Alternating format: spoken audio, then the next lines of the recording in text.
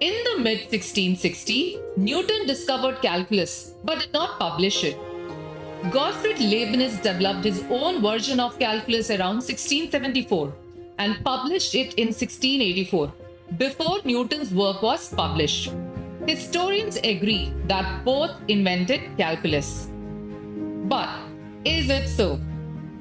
It was Madhava, a mathematician from Kerala, who discovered the foundational principle of calculus over 250 years before its official invention in Europe. To say Madhava laid the groundwork of calculus is an understatement. Madhava of Sangamgrama was an Indian mathematician and astronomer who lived in Kerala during the 14th century. He was popularly known as Jyotish Acharya. He is the founder of the Kerala School of Astronomy and Mathematics. So, how come we don't know much about this genius mathematician from Kerala? Come, let's find out. We get to know about him from his followers, who formed an unbroken tradition of Guru Shishya Parampara that lasted well up till the 19th century. His work remained unknown to the Western world until rediscovered by the historians in the 20th century. Some of the members of the Kerala school were Parameshwara, Neelakantha, Jeshtadeva. Of all the mathematicians that existed in the medieval period, Sangamgrama Madhava could be termed as the most important one. This was the second golden period in Indian mathematics. Remember, the first golden period started in India as early as 5th century. This was in North India. Some of the prominent mathematicians of this period were Aryabhatta, Varamira, Mahavira, Bhaskaracharya, Bhaskara I and Bhaskara II. So what happened? The Islamic invasion during the 8th century halted the progress of these mathematicians. But the work was carried by Madhava and his followers till 16th century, till the Vijayanagara kingdom existed.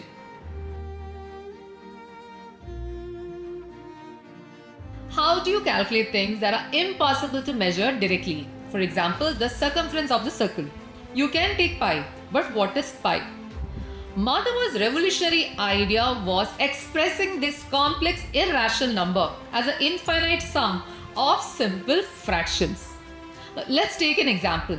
Imagine you are 1 meter away from the wall and you walk half the distance, which is half meter. Then again you walk half of the previous one, which is 1/4 meter. And then again half of the previous one, which is 1/8. So technically you will never reach the wall, but almost if you add the sum of all these numbers, you would almost reach 1. So Madhava used this infinite sum method to the hardest problems in mathematics. Let's see his contributions in detail. The Madhava series for pi.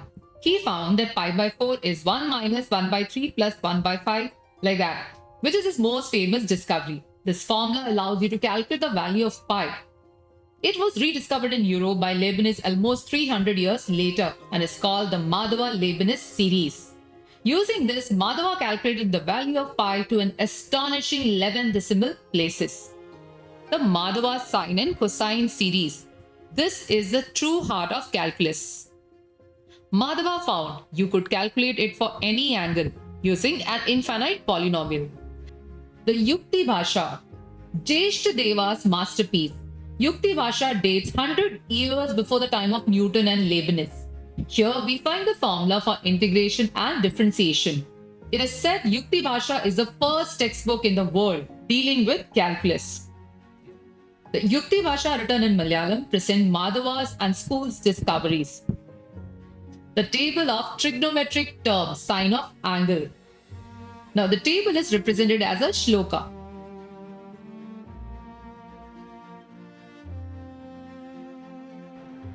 Madhava didn't create the formal system of calculus that we know today, but he is responsible for the foundational principles of calculus. He discovered the concept of a limit, the infinite series expansion, and the concept of expressing curve as a sum of infinitely small parts, and made the unified system of calculus, interlinking both the branches of differentiation and integration. How come we don't know about Madhava? Why our textbook don't mention the name of this genius mathematician? So one of the first reason is in ancient India, knowledge was transferred from guru to shishya. And all these mathematical ideas were captured in fragile palm manuscripts.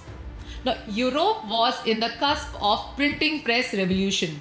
So Newton's Principia Mathematica could be distributed across the continent in a month probably. And another reason is that in Kerala, as early as 16th century, the church missionary had a great influence. So it is possible that they carried this information to Europe. We don't have the actual proof yet. Back in my school days in high school, I used to wonder when I used to read theorems like Lagrange's theorem, Rolle's theorem, Euler's rule, that all genius mathematicians exist only in Europe. So it is kind of unfair that we didn't know about Madhava, the genius mathematician from Kerala, that too from a native place. Madhava's contribution shatters the myth that advanced mathematics could only sprung in Europe. So calculus had deep roots in Kerala. Madhava and his set of scholars were working within the cultural context, solving the practical problem like eclipses, planetary path, and the Panchang dates. The Madhava and his followers, with their deep insights, make mathematics feel alive, human, and cultural.